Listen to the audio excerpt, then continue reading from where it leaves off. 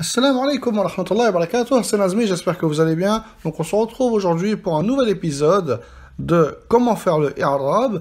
On avait vu dans les deux derniers épisodes le i'rab complet de comment faire pour la jumla al-ismiya, pour le mubtada et pour le khabar avec ses différentes catégories. Aujourd'hui, on va voir que al-jumla al-fi'liya, premièrement, elle a deux grands piliers.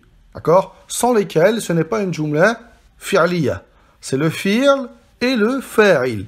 Le fi'l et le fa'il. Certains d'entre vous peuvent me dire, oui, mais il y a aussi le maf'ulun bihi. Le maf'ulun bihi, c'est pas quelque chose d'essentiel. D'accord? C'est pas quelque chose d'essentiel pour comprendre la phrase.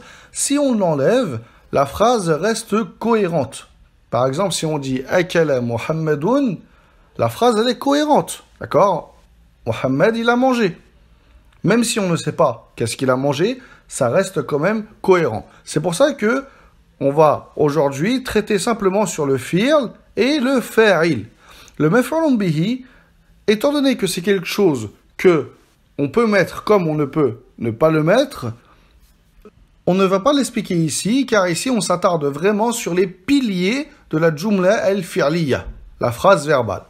Donc premièrement, le verbe. Le verbe dans la langue arabe est de trois catégories, comme on avait vu précédemment. Il peut être au mardi, au passé, au mudari, donc au présent, ou bien ça peut également indiquer le futur si on rajoute avant le mudari la lettre sin avec la fatha, sa, ou bien le mot sawfa. Et enfin, le fi'l peut également être au amr, à l'impératif. Donc précédemment, on avait vu comment faire le i'rab de ces trois catégories de verbes-là. On avait dit que le mardi et le amr, ils étaient tout le temps mebni. Ils étaient tout le temps mebni. Et que le mudari, il était mebni dans deux cas, s'il était attaché avec le nun at-tawkid ou bien le nun an-niswa. Et sinon, la base, c'est qu'il était marfou'. Et il devenait mansoub s'il était précédé d'un nasib parmi les nawasib, et il devenait majzoum s'il était précédé d'un jazim parmi les jawazim.